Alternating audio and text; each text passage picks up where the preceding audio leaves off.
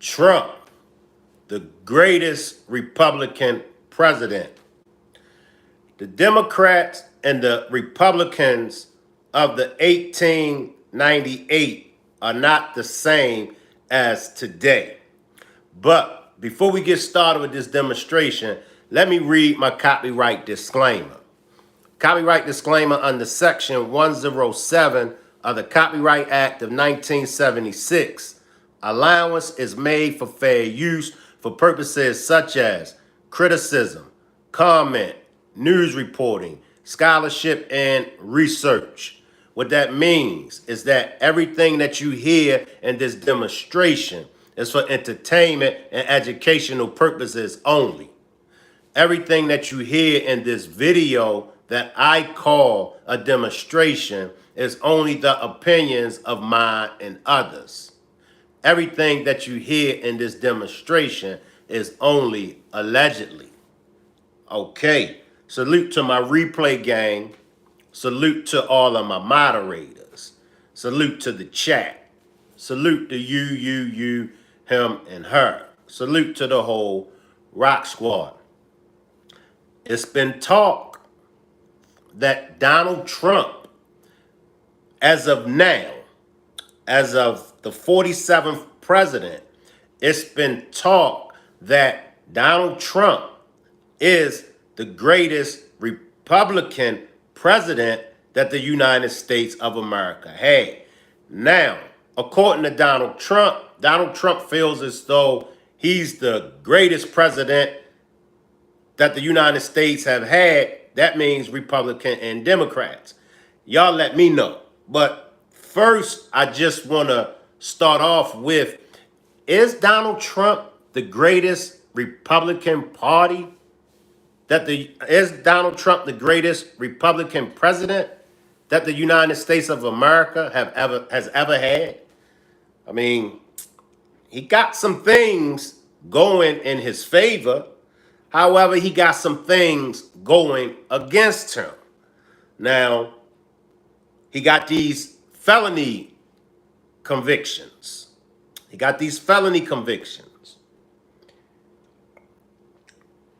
Is that something that can determine whether or not he should be given the greatest Republican president that we had?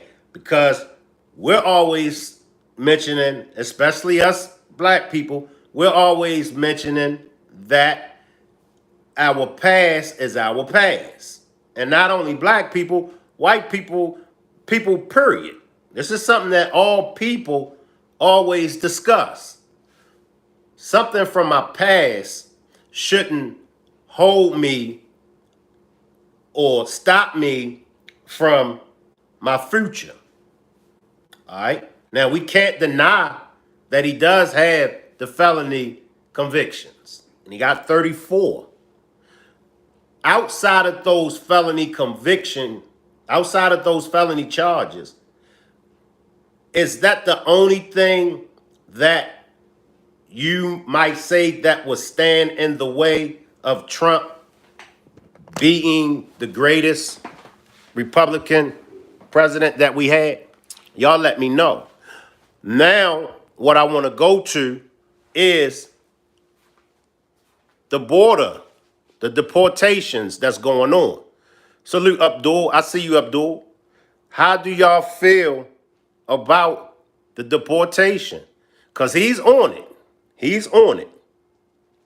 Stories that we are seeing here on this Monday, and one of them has to do with President-elect Donald Trump. We saw in his past administration where he would make news on social media, and that is going to continue on during this administration, already doing so today. I do want to mention and showcase this. This is what I am talking about. So this has to do about his mass deportation plan when it comes to undocumented immigrants here. This is what was said where Donald Trump confirmed some of the news reporting that has been in the past, saying, this was from Tom Fitton putting this out, saying reports are that incoming Donald Trump administration prepared to declare a national emergency and will use military assets to reverse the Biden invasion through a mass deportation program. And then Donald Trump replying and putting it out there, confirming it, saying true, with some exclamation points here. So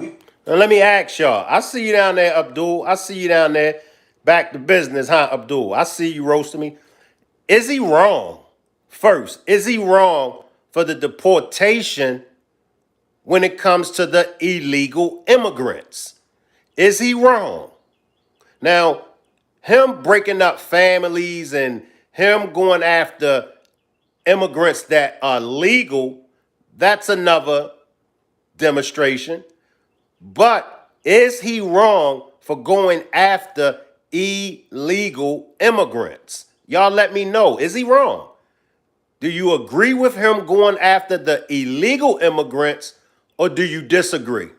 we want to continue to talk about this, a major policy, of course, of Donald Trump, what he campaigned on when it was talking about migrants in the United States. So let's bring in our next guest here of this hour. This is from Axios, Steph Kite, Axios politics reporter and immigration expert. Thanks so much for joining us here on Live Now from Vox today. Thanks for having me. No problem. So let's get right into it here. This is something, of course, that Donald Trump campaigned on, talked about what would happen if he became president. Now we're seeing some of what he is describing as his plans for this administration. Just tell us a little bit about the details of this. Of course, he said during it that he was going to focus the beginning parts on the actual criminal migrants in the country. Yeah, I mean, there's no question that with a second Trump administration, he's going to be, even more aggressive when it comes to cracking down on unauthorized immigrants in the U.S. And he's planning to use all sorts of legal loopholes and options within the federal government to do so. We've heard him talk a lot about using parts of the military to crack down on cartels in Mexico, for example, but also using federal law enforcement agents to expand the number of people who can be involved in these arrest and deportation efforts. Because when it comes to arresting undocumented immigrants and deportation, it requires a lot of logistical planning, and it requires a lot of manpower and investment from the federal government. And I've spoken to Trump officials who say that they do have very specific plans to not just involve ICE agents, whose job it is to kind of arrest and deport immigrants who are in the country unlawfully, but to also include other federal agents such as DEA agents, potentially the National Guard. So they are going to use as many options as possible to make this happen. Salute 80s, baby. Salute 80s, baby. How do y'all feel? I think that he has to be tough. I think that he has to be tough on illegal immigrants. Round them up, send them back, and have them come back legal. Abdul says it's 50-50 with me because say if people trying to escape the bad criminals in Mexico, for example, but they getting thrown back there when Trump gets back. That's a good point, Abdul. That's a good point, Abdul. And another question that is big and continues to be talked about and remains to be unseen. So we don't, it's not just not on the border counties and towns. These migrants are really all across the country. So how would this look as far as from getting them from one place to the next? How would that look like? If you're thinking of selling your home soon, you don't want Now, to miss out on this. Even with that, Abdul, as far as them escaping a bad situation, and now by rounding them up and sending them back, and we sending them back to that situation that they just escaped, it's two parts of that. It's two parts of that. It's two parts of that.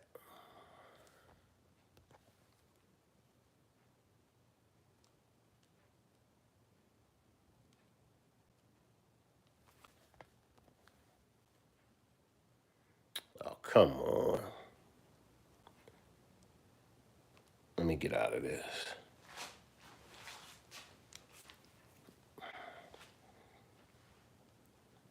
There's two parts. Because as I'm saying, as far as with these illegal immigrants, like, I get it, like, okay, to, help them out and things of that nature, but what about us? What about what we going through?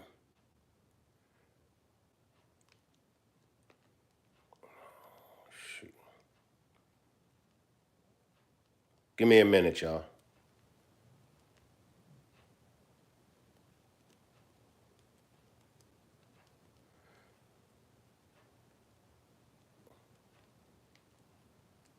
Abdul says, but then at the same time, the immigrants should have came the legal way, but then at that people I know say the people at the border be denied them on purpose. Now I did hear that. That they be getting denied. Some of them be getting denied on purpose. So like I said, it's a tough situation. It's a tough situation because some of them do get denied.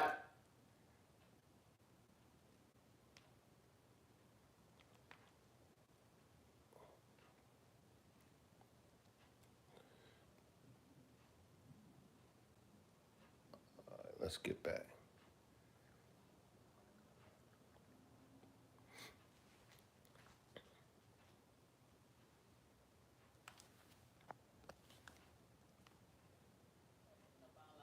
For more on that, Leanne, thanks for coming on.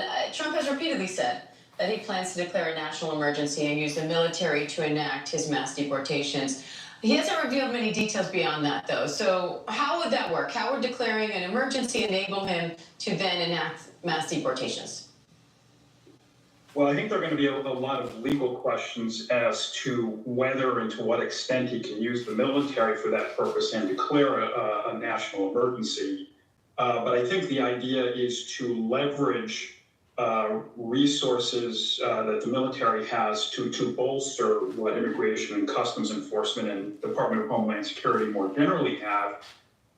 We do have to remember back to the experience of the first Trump administration. They attempted to use the National Guard. In fact, then Governor Kristi Noem sent the South Dakota National Guard to support border control efforts. And generally that is remembered as a sort of a non-entity in the sense that there really was not much that troops not trained in border control, not trained in immigration enforcement really could do to bolster those efforts. And so the question is, how is this time going to be different? Salute the full life. Salute the full life.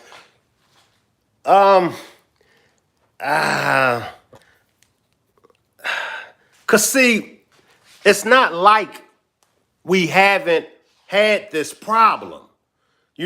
We've always had this problem when it comes to the border. And now, we see the Venezuela gangs that then, was in Colorado a few months ago. Well, now the same Venezuela gang, they moving in and out to these other cities. They all up in Chicago. And I got news for them. If they think that they're going to just pull up in that messy, salute. I'm doing good. Appreciate you for pulling up. You ain't going to pull up in Chicago. You're not going to be able to, none of them immigrant gangs is going to be able to pull up in no U.S. city and just shut things down and run the natives that's been in them cities for all this time. Yeah, it just, yeah.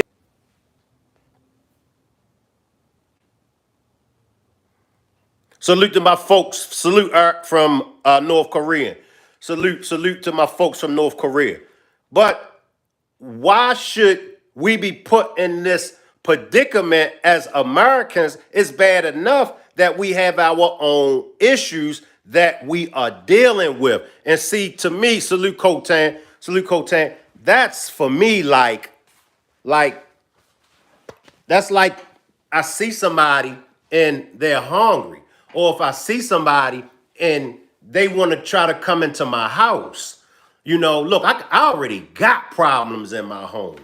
I already got issues in my home that I'm dealing with. However, if I can help you, I'll help you. But there's going to be stipulations. You just can't move into my house. You can't just come into my house and take over my house. You can't just come in my house and take food out of my family's mouth. It don't work that way. It don't work that way. And so when it comes to the immigrants, it has to be stipulations. It has to be a line drawn. Y'all just can't come over here and just pull up and do whatever y'all want to do. No. So for me, I'm all for the immigrants coming. However, do it the right way. All right?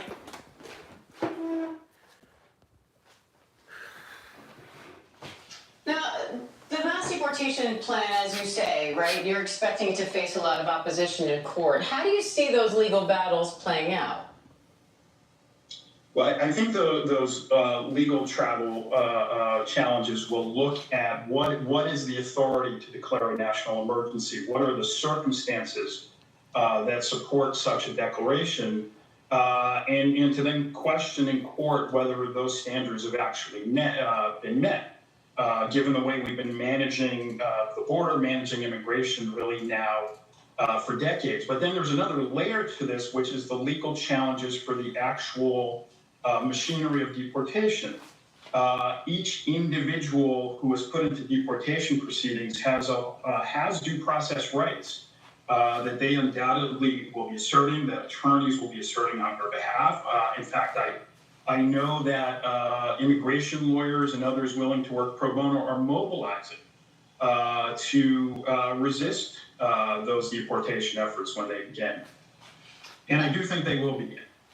And Trump also says he plans to end temporary protected status for millions of legal immigrants. So break down who falls under that protection and the potential impact of ending it. So temporary protected status protects individuals for whom the Department of Homeland Security has declared some catastrophic or extraordinary circumstance in their country which makes nationals of those countries unable to return, and therefore grants those individuals permission to remain in the United States and work authorization. And countries that have had those declarations include Venezuela, El Salvador, Honduras, Nicaragua. And in fact, Haiti is another one. In fact, there were efforts during the first Trump administration, almost all of which were successfully stopped in court to remove those temporary protected status grants and the resulting work authorization. But given the inclusion of Venezuela now, which was not a factor in the first Trump administration, we're really talking about many hundreds of thousands of people who currently have the authority to be legally in the United States who may lose it if the incoming administration is successful in implementing those terminations of temporary protected status. So what's your response to critics who say that that temporary protected status has become a backdoor, essentially, for immigration from lots of these countries and has not been so temporary? I mean, I think that really reflects the conditions in those countries. Those are countries that have experienced either war, severe natural disasters, the impact of which remains to this day. So in essence, the conditions that supported the implementation of temporary protected status continues until now. So under the law, the Department of Homeland Security has, in my mind, been justified in continuing those temporary protected status grants. I mean, Venezuela is certainly a good, most recent example. It's undisputed that this is a country that is in breakdown in a number of respects. So, salute Nola. Appreciate that super sticker, Nola. And the full life, I appreciate that cash donation from Friday. Appreciate that cash donation from Friday to Full Life. Salute Still Swinging Podcast. Appreciate the super sticker, Nola. Let me read. So Rebel Duster says, deport all economic zone migrants here on quasi-legal grounds too. Now, I want to talk about the Democrat and the Republican Party, all right? Drop a 1 in the chat. Drop a 1 in the chat if you feel as though Donald Trump is the greatest Republican president that the United States of America has had. Drop a 2 if you think he's not. Let's chop it up. Because I found some interesting things about the Democrat and the Republican parties of 1898. And I want everybody, and I'm just going to let it play. I'm going to just let it play. And I'm hoping that you all can get something out of this. First, who feels as though Trump is the greatest Republican president? Drop a 1. Drop a 2 if you disagree. And then I want us to focus in on the year 1898. All right?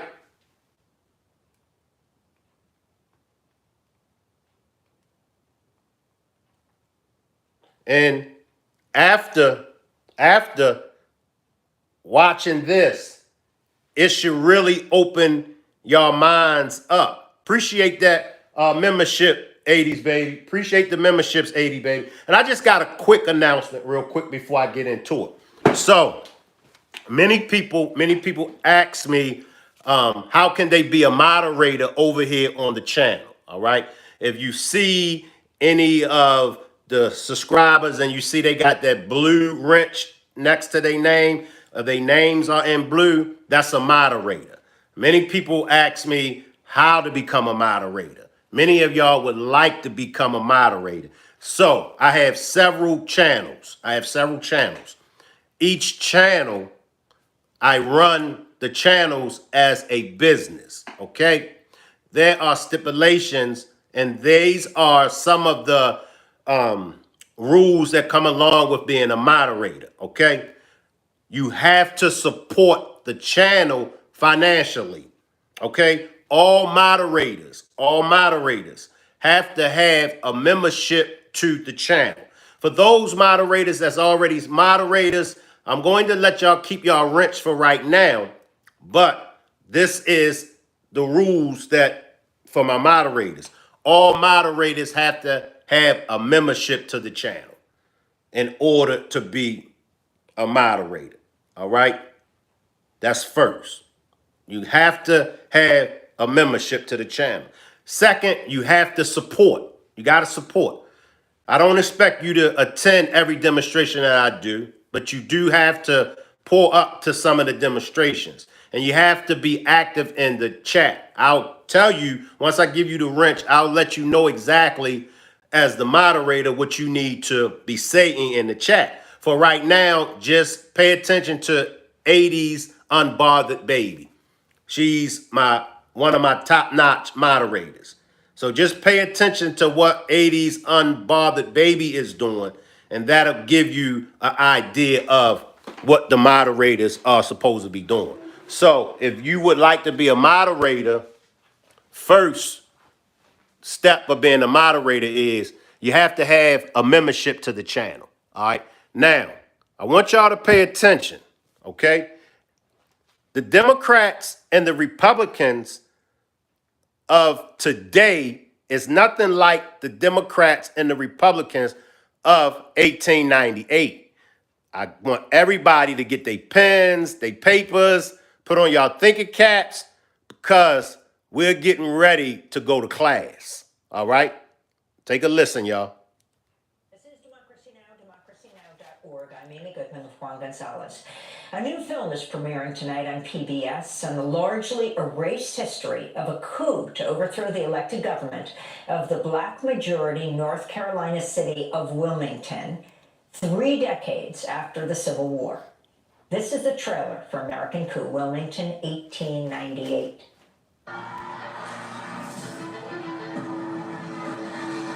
have taken a city as thoroughly, as completely as it captured in battle. It was the only armed overthrow of an elected government. We really don't know how many people were murdered that day. Whole families have broken up and scattered. The homes representing their savings are deserted. I've always felt like this story was always meant to be told. How many of y'all knew that Wilmington, North Carolina, during 1865 was the largest city in North Carolina? Appreciate that super sticker, Nola. North Carolina has a deep, deep and rich history of politics. Pay attention, y'all. In North Carolina, the Negro holds the balance of power. There was really no other major city in the South like Wilmington. You have the black leadership with college degrees. And there was a professional class there, doctors and teachers and lawyers. White vendors are having to compete with black vendors for customers. And black men were able to hold public office at multiple levels of government. Wilmington is essentially a promised land for African Americans.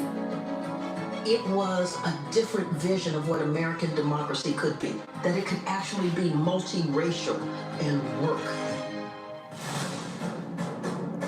And as I stated before, remember, Black Wall Street was all over. Black Wall Street just wasn't in Oklahoma in the early 1900s.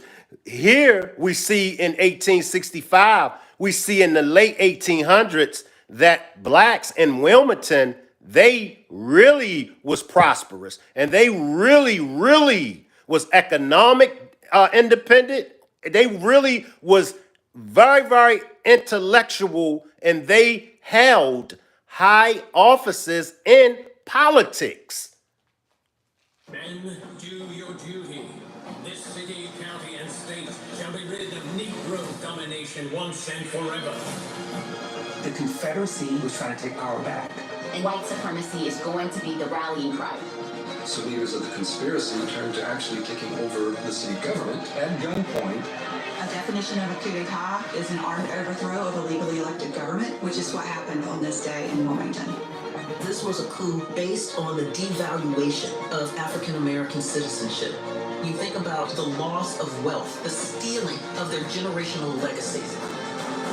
And this is why I tell all immigrants, before y'all turn y'all noses down on black people and wonder why we're in the condition that we're in and why won't black people get up and do this and do that, you got to know the history. And you have to know, as black people, what we went through. And every time we build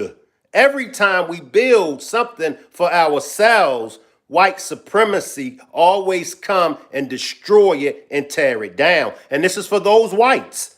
This is for everybody. And this is why I'm bringing this to y'all, because I'm tired. I'm tired of black people. I'm tired of people all over turning their nose up and looking down on black Americans without knowing our true history and what we went through and why we're in the condition that we're in today. We're in the condition that we're in today from a prime result of them not wanting us to have anything. They don't want us to have no power. They don't want us to have nothing. So before y'all look down on us, learn history. What Wilmington tells us is how fragile American democracy is. The trailer for American Coup, Wilmington, 1898. We're going to speak to the director, but first this clip lays out how Wilmington was the largest city in North Carolina in 1898. Black people held many positions in government alongside white people. Are y'all listening? This is 1877. This is the 1800s. This is why I say I'm proud to be black. Nah, we don't look down on ourselves, Adrian. We don't look down on ourselves. The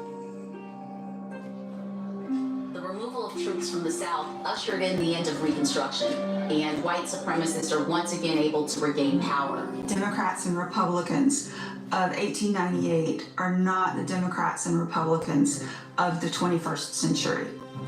Democrats and Republicans of the 1898s are nothing like today. And I want you, especially you, Adrian, to pay attention. Now, I ain't got no problem with getting on one, all right? As I stated before, this is a lesson. This is a class, a history lesson for you and for everybody else. So what I need you to do is, I need you to shut up, and I need you to grab a pen and a paper, and I need you to clean out the wax in your ears, and I need you to listen and learn something before you make a comment. Because see, it's ignorant people like you, Adrian. It's ignorant people like you that has a closed mind. And when the truth comes, you got a closed mind, and your mind is so closed that the truth can smack you dead in the face. But because you got a closed mind, you won't accept the truth. But the truth is here. This is the year 2024. This is the time for everything and everybody to be exposed. So, Adrian, I need for you to sit down somewhere and pay attention. Remember, what we had coming out of the Civil War was that Lincoln was a Republican, and the Republican Party was founded on an anti-slavery platform. That meant that most African American voters were going to vote for the Republican candidates. The Democrats were the Klan members. The Democrats were the slave owners, the enslavers.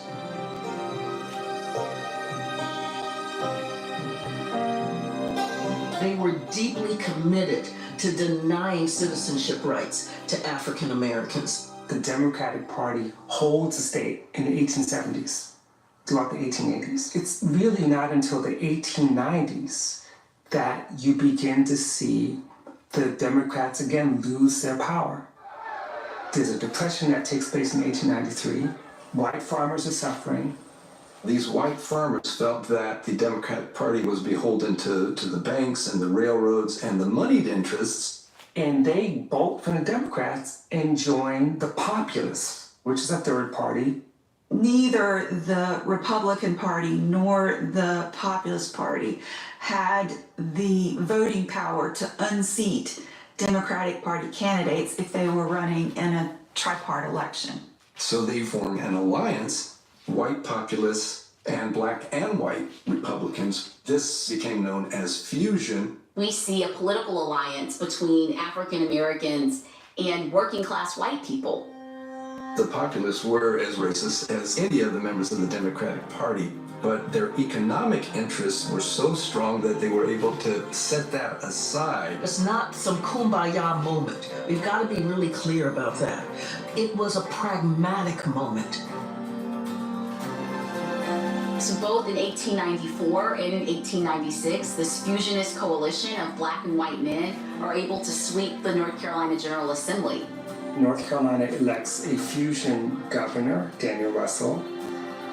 They send George White to Congress. Let me just stop right here. Salute, Coffee Girl. I see you. Salute, Brenda. Brenda says, wow, what you're showing now was on television the other day, and I saw it. Appreciate that, Brenda. Appreciate that. I see you, and I see you, Coffee Girl. This is history lesson now, y'all. This is history lesson. And they start to pull back all the things that the Democrats did to reduce democracy. So, for example, the positions that were once appointed in Wilmington are now turned into elected positions, which allows black people to run for office. It created really a situation in Wilmington that was unique. You had black men in positions of authority and power. So we see black and white men on the Board of Aldermen. We see black and white men serving in various municipal offices. 10 of the 26 policemen were black men. The city treasurer, the city jailer, the city coroner. John C. Dancy was the custom collector at the port, which is a federally appointed position. He made $4,000 a year, which is $1,000 more than the governor made. The mayor of Wilmington is also a fusion candidate. It's not the majority black, it's the majority fusion that makes a difference. So with Wilmington by 1898, African Americans had still held on to a lot of the rights and privileges and the institutions and the power they had enjoyed. It was a land of possibility, a land of hope, a different vision of what American democracy could be, that it could actually be multiracial and work. That last voice, Carol Anderson, Emory professor. Make sure y'all check out this film, American Coup. American Coup. Make sure y'all check it out. Yes, the good thing is we're all equal. Yes, we are all equal. Shout out to those non-blacks. Shout out to everybody that see us all as equal. And this is another clip from American Coup, Wilmington, 1898, that describes an editorial in Wilmington's black newspaper, the Daily Record, before the coup. Rebecca Felton, she was the wife of a congressman in Georgia. She gave a speech to the Agricultural Society condemning white men for, in her mind, not doing enough to stop the black beast rapists and this supposed rape epidemic in Georgia. There was no rape epidemic, but she created one. White supremacist newspapers in Wilmington realized they could make something of this, so they reprinted her speech in August of 1898. And as soon as Alex Manley saw that, he sat down and wrote an editorial in response to Mrs. Felton. Mrs. Felton from Georgia makes a speech before the Agricultural Society at Tybee, Georgia, in which she advocates lynching as an extreme measure. Experience among poor white people in the country teaches us that women of that race are not more particular in the matter of clandestine meetings with colored men than are the white men with colored women. Meetings of this kind go on for some time until the woman's infatuation or the man's boldness brings attention to them, and the man is lynched for rape. Every Negro lynched is called a big, burly black brute, when in fact, many of those who have thus been dealt with had white men for their fathers, and were not only not black and burly, but were sufficiently attractive for the white girls of culture and refinement to fall in love with them. Tell your men that it is no worse for a black man to be intimate with a white woman than for a white man to be intimate with a colored woman. Don't think ever that your women will remain pure while you are debauching ours. Alex Manley editorial, Daily Record, August 18th, 1898. This was blasphemous. To say that a white woman could actually desire a black man? What? The other point he made was that for generations, white men had been raping black women with impunity. And that had been going on forever, and nobody talks about that. Alexander Manley's rebuttal to Rebecca Felton was absolutely courageous. He didn't say it behind closed doors while he's talking with his friends. He did it in an editorial published in the Daily Record that has white advertisers. And so he's really putting himself out there. You had some members of the black community who are like, oh, Manley doesn't speak for us. There were many who perhaps, even if they believed it was true, thought that it was, too inflammatory to be printed. We also see prominent black men in Wilmington urge Manley to recant the editorial, to apologize in an effort to avoid conflict. He refuses. He sees himself as someone who has done nothing wrong. He has spoken a truth that he believes has gone unspoken for too long. American Coup, Wilmington, 1898, premieres tonight on PBS and will also stream online. We're joined. American Coup. American Coup. American Coup. Rebel Duster says, enjoying listening to this while I work. Thanks. You're welcome. What are y'all thoughts? What are y'all thoughts? Did y'all gain anything new out of this? Did y'all gain any information out of this that y'all didn't already know? Talk to me. Talk to me. By the co-director, Yoruba Richin, award-winning filmmaker. Yoruba, welcome back to Democracy Now! Thank you. Design Song says, I went to public schools in Ohio. If this is your first time learning any of this, where did you grow up and receive education? See, I know this your first time coming over here. You know what? Because I'm learning to do better, and I'm learning how to control my anger. I'm not going to do what I normally would do. So let me just backtrack. Let me backtrack. Okay. Now let me just answer your question the best of my ability. Unfortunately, I'm sure that you know everything. I'm sure you've heard everything there is to have heard. But unlike you, me, and I'm sure others, we don't know everything. I hope in the future that like you, I can learn everything. So whenever somebody presents something to me, I can say, no, no, no, no, no, no, no. I already know that. I already know that. So I apologize, Design Song, for not knowing what I just showed you all. Maybe you can educate me on everything in the world, because by your comment, it seems that you know everything. So if you can educate me, Design, I really would appreciate that. The Four Life says, and the last time coming over here, I hope. So there are still a lot of things that I don't know. And if you've been over here, you will know that I always say, I know about that much. I know what I know, but I know about that much. I never claim to know everything. So, Design, you're welcome to take over my job up here since you know everything, and you're welcome to teach me everything along with everybody else. Thanks for having me.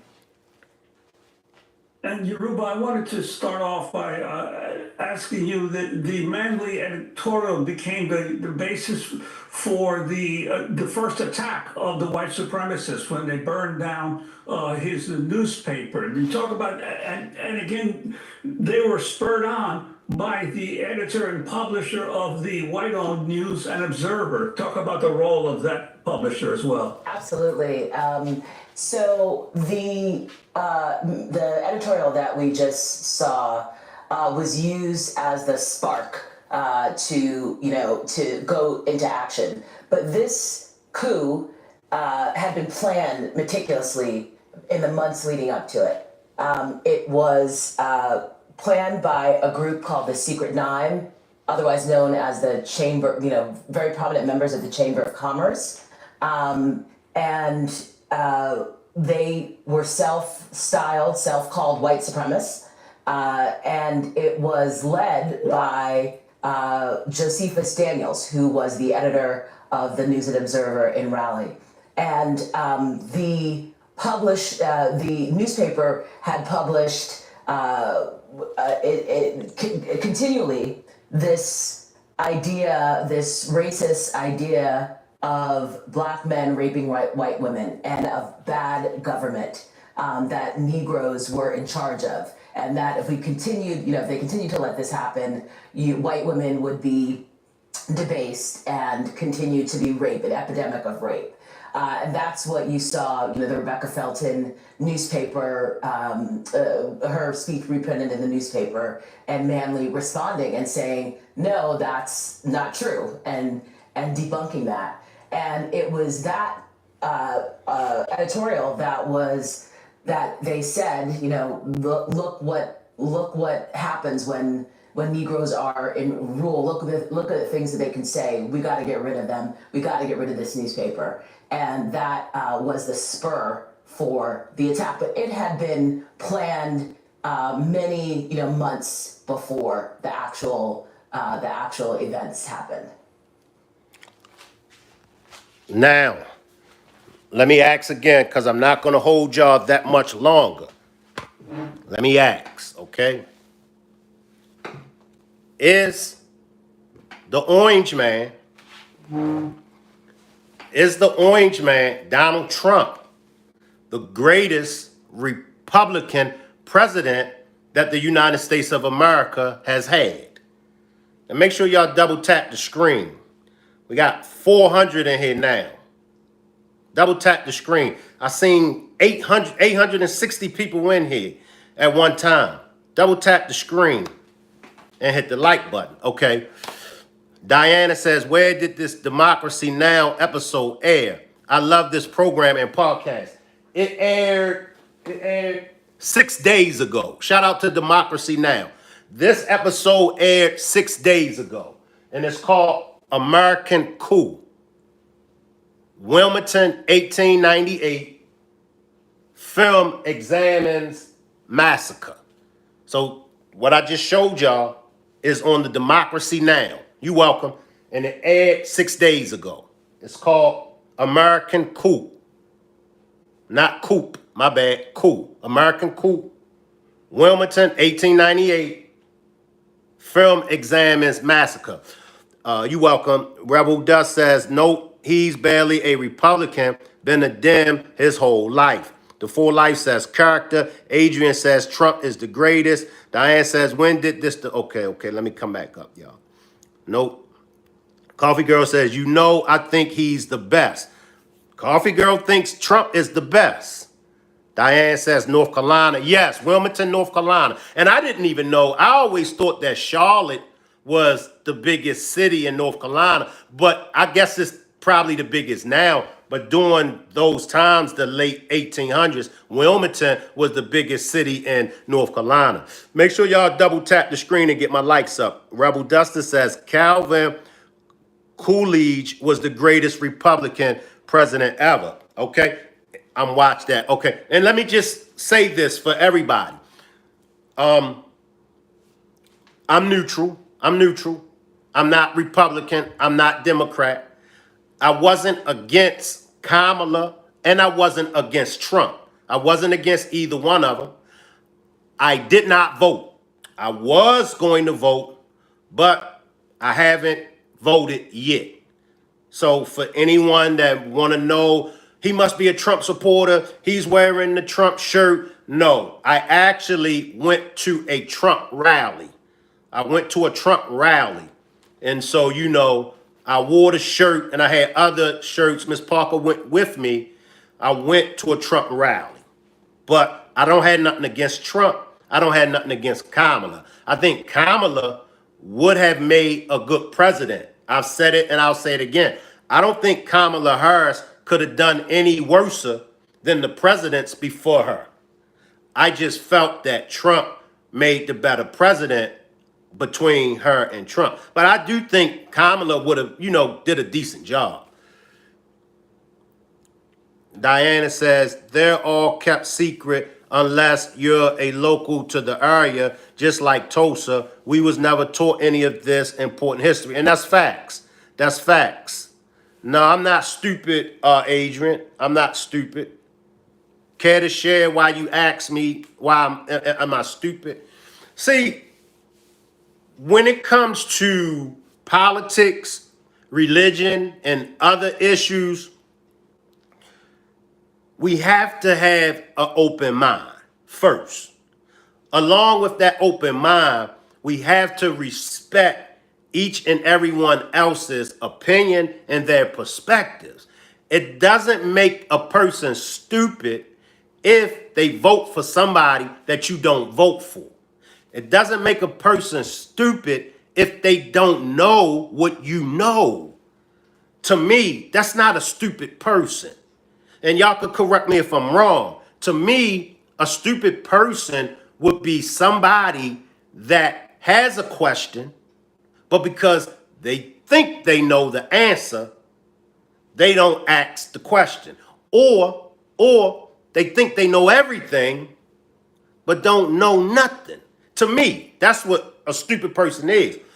Just because a person don't vote for who you vote for, or just because a person don't know what you know, that don't make them stupid. Diana says Kamala had many years of legit professional experience and has the values we need for a president to have. And I agree. She has experience. The Four Life says, get the trolls out of here, 80s baby. That's true. It's like when it came to Hillary and Trump. I always felt that Hillary would have made a better president than Trump. I didn't feel like Biden or Kamala made a better president. One of the reasons why I felt like Hillary would have made a better president than Trump, Hillary had the experience. She had the experience. And just like Kamala, Kamala has the experience. So we know that. She has the experience. So I'll take a few more questions, a few more comments, and then we're going to get out of here. Remember, for all my moderators, in order to be a moderator, you have to definitely support the channel, okay? I don't expect you to be at every demonstration. No. You have to at least have a membership to the channel. I think memberships are like $1.99. You don't have to get a membership right now, but sometime in the future, in the next 30 days, let me go ahead and bless Shank Rock with $1.99 membership. But I'm running my platforms in a business way, you know, and it's no disrespect to nobody. I know times are hard. Design says, I was taught this history in Ohio. I had teachers that talked about Wilmington, Tulsa, Birmingham, West Virginia, Bleeding, Kansas, Missouri, Comprise, Wounded Knee, Selma, the list goes on. And for me, I can't really say whether or not this was taught to me in high school. I can't really say. Now, at my age, even things that was taught to me, I forgot. So this might have been taught to me in high school. This might have been taught to me when I was in middle school, but it's been a long time. So Dr. Pee-wee says, I don't think anyone is stupid. I think everyone has different life experiences and everyone is basing their views, thoughts, opinions, and morals off of those experiences. That was an excellent way of putting it, Dr. Pee-wee. That was an excellent way of putting it. But like I said, a lot of things I forget. So I may have been taught this, but I just forgot. But I want everybody to make sure y'all go and check it out. And also go check out the actual Democracy Now! Clip that I played. And then that way y'all could, you know, get a better understanding.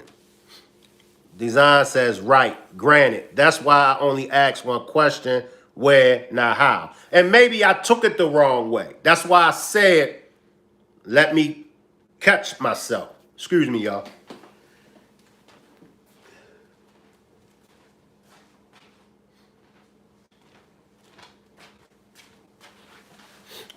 And that's why I said, let me catch myself, because I'm a work in progress. And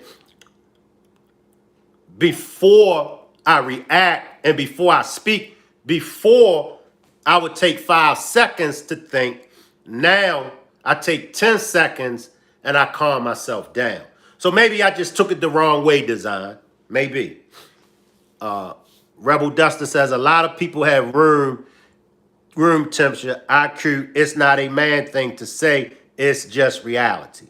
Look, everybody, I appreciate you all for pulling up. I'll see y'all back tomorrow at 5 p.m. Eastern Time. Salute.